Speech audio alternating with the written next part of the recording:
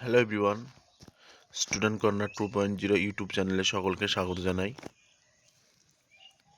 আজকে সপ্তম শ্রেণীর দ্বিতীয় পর্যায়ক্রমিক মূল্যায়ন বাংলার একটি নমুনা প্রশ্নপত্র নিয়ে আলোচনা করব। এই প্রশ্নগুলি খুবই গুরুত্বপূর্ণ, তাই প্রশ্নগুলি প্রথম থেকে শেষ অবধি দেখে নাও। আশা করি এখান থেকে 100% কমন পেয়ে যাবে। তোমাদের পরীক্ষা হবে 50 নম্বর, সময় থাকবে 1 ঘন্টা 30 মিনিট। প্রথমে দেখো 1 নম্বর দাগে সঠিক উত্তরটি নির্বাচন করো। 7টি লিখতে হবে, প্রত্যেকটির মান 1 করে। প্রথম প্রশ্ন, ভাস্কো ডা গামা ছিলেন পর্তুগিজ। 2 নম্বর, মেঘচোর গল্পে মেঘচোর বলা হয়েছে পুরন্দর চৌধুরীকে। পরের প্রশ্ন, নোটবই কবিতাটির কবি হলেন সুকুমার রায়। পরের প্রশ্ন, জনগণ মন প্রথম গাওয়া হয়েছিল 1911 সালে 27শে ডিসেম্বর। পরের প্রশ্ন, নজরুলের সঙ্গে মঞ্চে উপস্থিত ছিলেন নেতাজি। পরের প্রশ্ন, স্মৃতিচিহ্ন কবিতায় নামগুলি কোথায় ভেসে যায়? কাল নদীর জলে। উপনিষদের রক্তে চরবেতি শব্দের অর্থ এগিয়ে যাও। পরের প্রশ্ন, সুবর্ণযুগ আসে কিভাবে? সবুজ ফসলে। এবার পরের প্রশ্ন দেখো, একটি বাক্যে উত্তর দাও। 7টি প্রশ্নের লিখতে হবে, প্রত্যেকটি মান 1 করে। প্রথম প্রশ্ন, অণুবীক্ষণ যন্ত্রের সাহায্যে দেখা যায় এমন দুটি প্রাণীর নাম। অ্যামিবা ও প্যারামেসিয়াম। পরের প্রশ্ন, মাথা ঘামানো এই বিশিষ্টার্থক শব্দবন্ধের অর্থ হলো বুদ্ধি খাটানো বা বিশেষ মনোযোগ দেওয়া। পরের প্রশ্ন, হার্ভার্ড বিশ্ববিদ্যালয় কোথায়? মার্কিন যুক্তরাষ্ট্রের কেমব্রিজ শহরে। পরের প্রশ্ন, অসীমার প্রকৃত পরিচয়? প্রখ্যাত বিজ্ঞানী পুরন্দর চৌধুরীর সহকারী বা সহযোগী। ভারতের জাতীয় মন্ত্রটি কি? সত্যমেব জয়তে।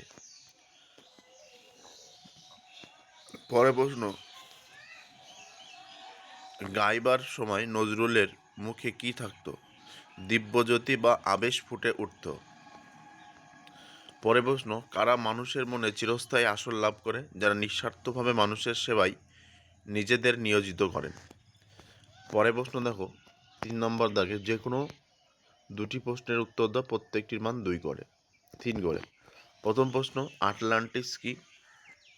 আটলান্টিস হলো একটি লুপ্ত সভ্যতার নাম। যেহেতু এই সভ্যতার তেমন কোনো প্রমাণ পাওয়া যায় না, তাই অনেকের মতে এটি নিছকই প্রাচীন গ্রিক লেখকের কল্পনা।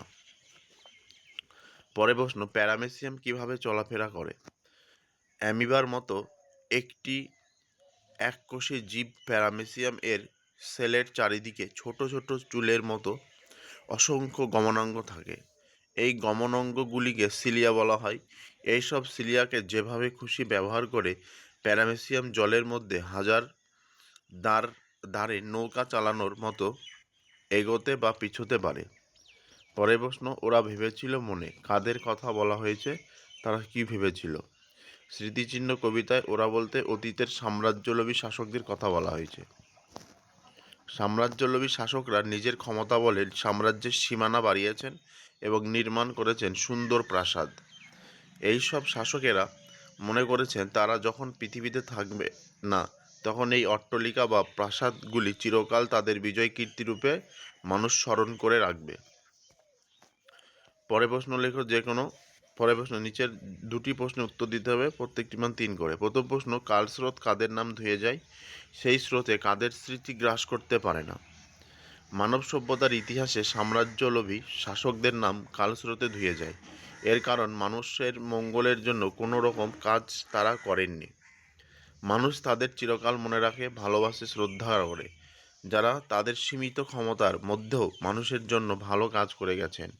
সময়ের স্রোত বা কালস্রোতে সেই সব মহান মানুষের স্মৃতি গ্রাস করতে পারে না।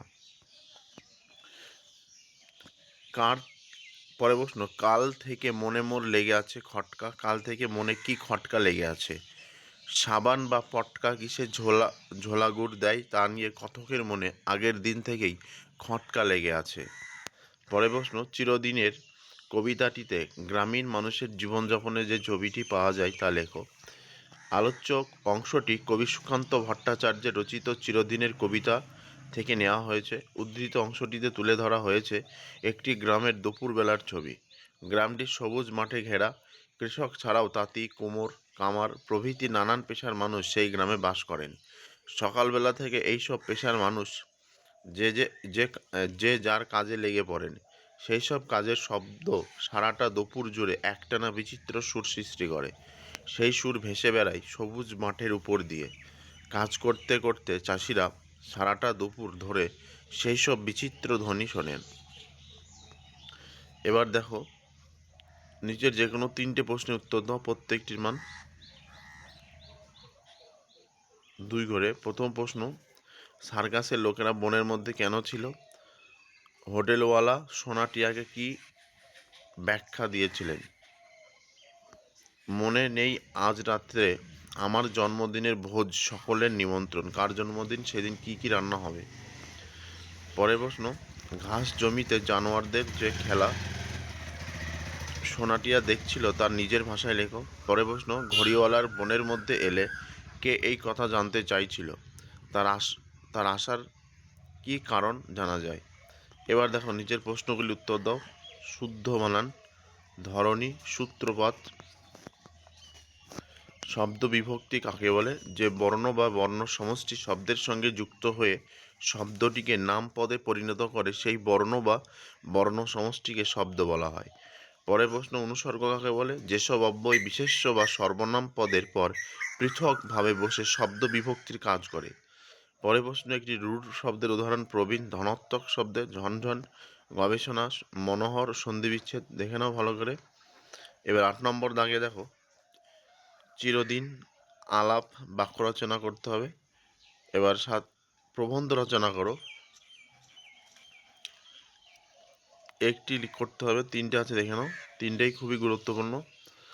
আজকে ভিডিও এ পর্যন্ত। ভিডিওটি ভালো লেগে থাকলে অবশ্যই লাইক, কমেন্ট, শেয়ার করবে। আর চ্যানেলে নতুন হয়ে থাকলে অবশ্যই চ্যানেলটি সাবস্ক্রাইব করবে। ধন্যবাদ।